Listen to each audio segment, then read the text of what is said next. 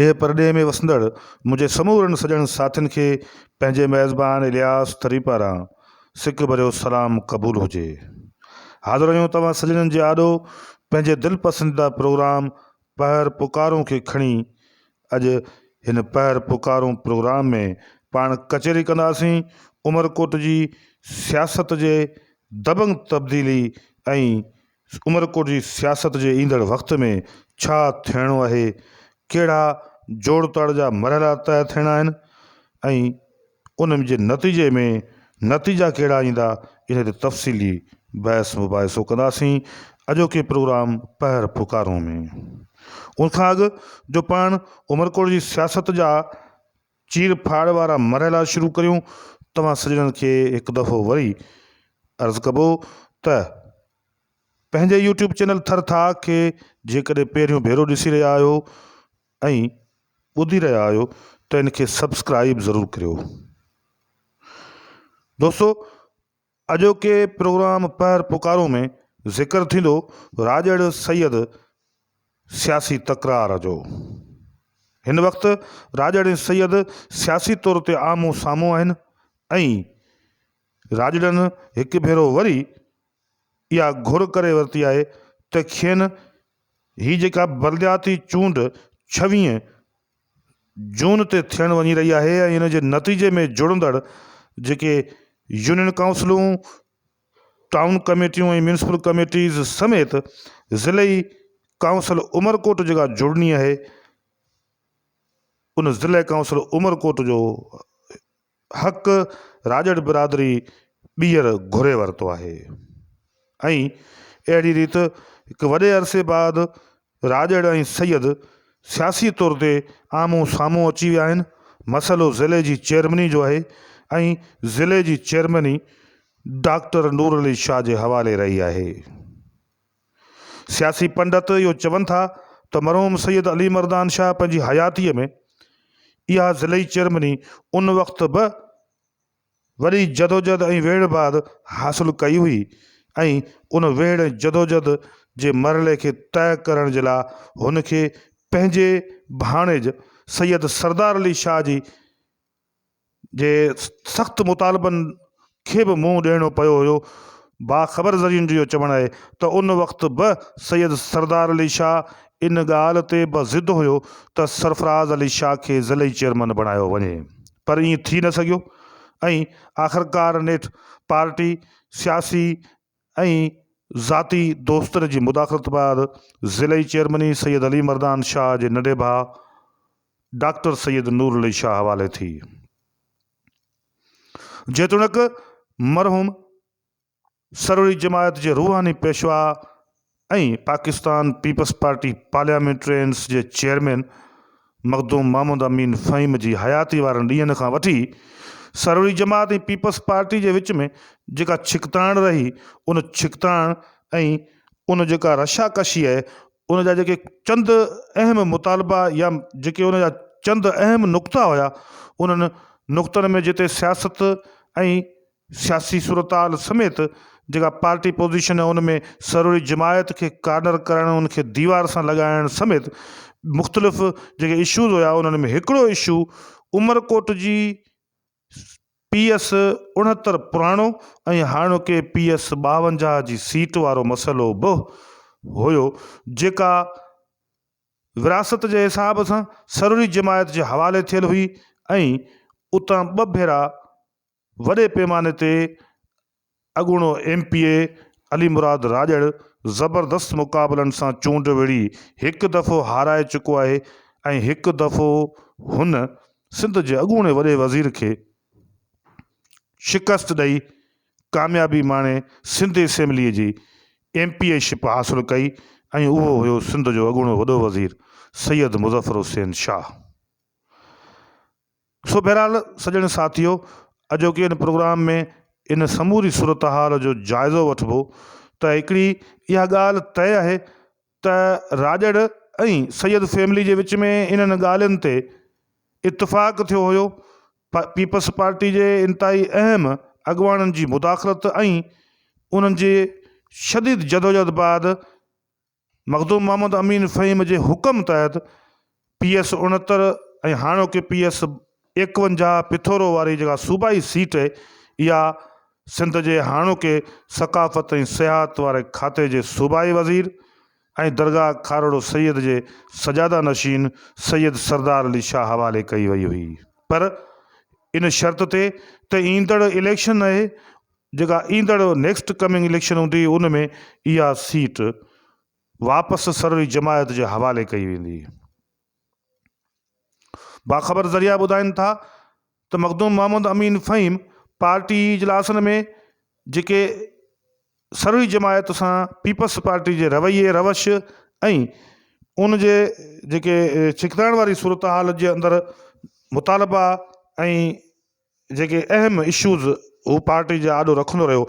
उन में ही उमरकोट वारो जेको सूबाई तक, इन जो तज़किरो बि थींदो रहियो, मुतालबो बि थींदो रहियो त इहो तक वापसि सरवरी जमायत जे हवाले कयो वञे। बहरहाल ताहाल अॼोके ॾींहं ताईं इहो तक सरवरी जमायत जे उमरकोट सां तालुक़ु रखंदड़ राजड़ बिरादरी खे नाहे वापसि मिली सघियो। उन जा कहिड़ा कारण आहिनि, उहो तक वापसि मिलंदो या न मिलंदो, पार्टी पोज़ीशन राजड़ बिरादरी जी पीपल्स पार्टी में छा रहंदी ऐं ईंदड़ वक़्तु कहिड़ा सियासी मरहला तय कंदो, इहे समूरा सवाल अहिड़ा आहिनि जिन जा जवाब अचणा आहिनि। पर सियासी पंडितनि जो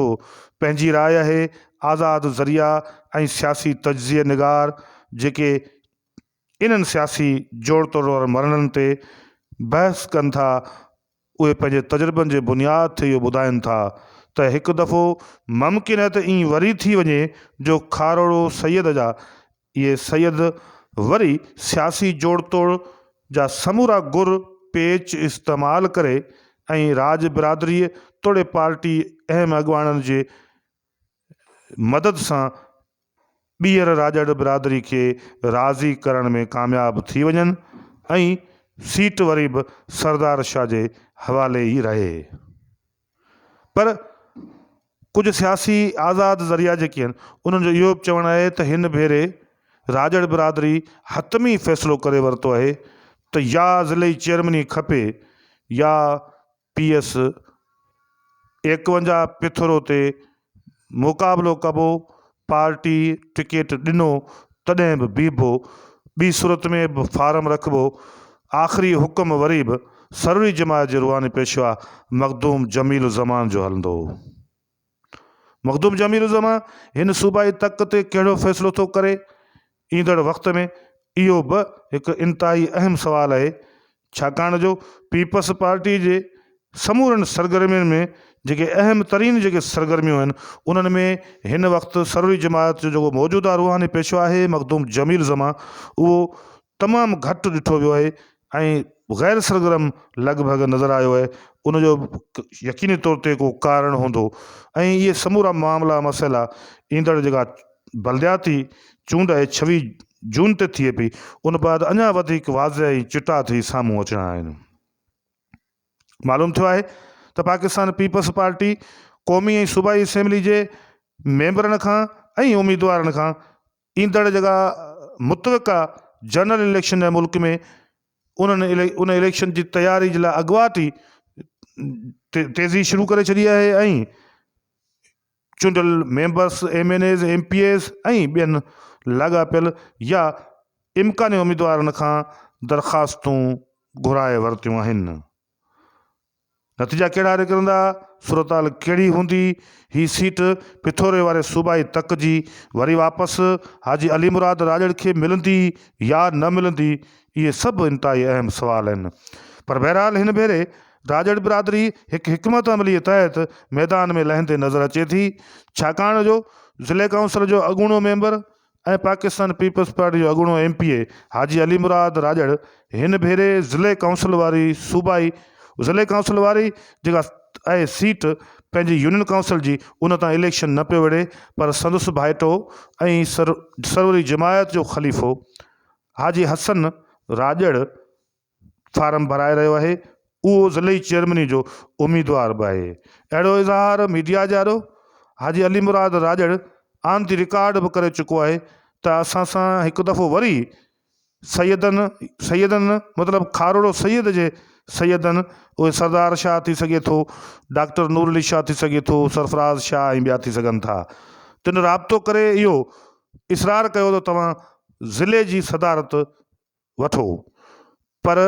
हाजी अली मुराद राजड़ जो चवणु हुयो त असां मुकमल तौर ते इनकार कयो त असांखे ज़िलई सदारत नथी घुरिजे, ॾियणी हुजे त या ज़िलई चेयरमैनी ॾियो या पिथोरे वारे सूबाई तक असांजे हवाले कयो, जेको असांजो अबाणो ऐं पुराणो तक आहे। इहे डेडलॉक्स मौजूदु आहिनि खारड़े सैयद जी सैयद फैमिली ऐं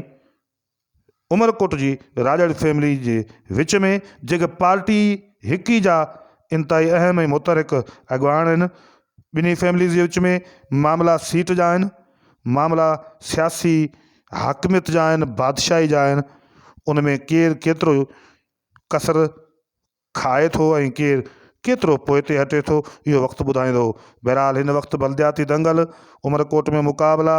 फार्मनि जी वसूली जे लाइ दरख़्वास्तूं वसूल कयूं पियूं वञनि ऐं हिकिड़ियूं सरगर्मियूं आहिनि जेके तेज़ी सां शुरू थी वियूं आहिनि। Functional league, PTI, Pakistan people's party, SUP, Bibi Shaheed Bhutto, नवाज़ लीग, ॿियूं मुख़्तलिफ़ सियासी जमायतूं, उन सां गॾोगॾु जेके मक़ामी सतह ते आज़ाद ज़रिया आहिनि, उहे बि कोशिशूं कनि पिया त किन सीटनि ते एडजस्ट थी सघिजे, कंहिं पार्टी सां ॻाल्हाइजे। इहे समूरा मामला मसइला सियासी धुरनि जे विच में मुतहरिक थी चुका आहिनि ऐं माण्हू सियासतदान सां ऐं उन्हनि जी जेको सो सरगर्मियुनि खे बि बिल्कुलु मॉनिटरिंग जे नतीजे तहत ॾिसी रहिया आहिनि त ईंदड़ वक़्त में छा थियणो आहे। बहरहाल राजड़ ऐं सैयद बिरादरी उमरकोट जी ज़िलई चेयरमैनी ते हिन वक़्तु बि पाण में अटकियल आहिनि। फ़ैसिलो थिए थो तॾहिं बि ठीकु, ॿी सूरत में ईंदड़ वक़्त में सूबाई तक ते आम्हूं साम्हूं हूंदा। ॾिजो इजाज़त, वरी मिलबो पैर पुकारो में। अल्लाह हाफ़िज़।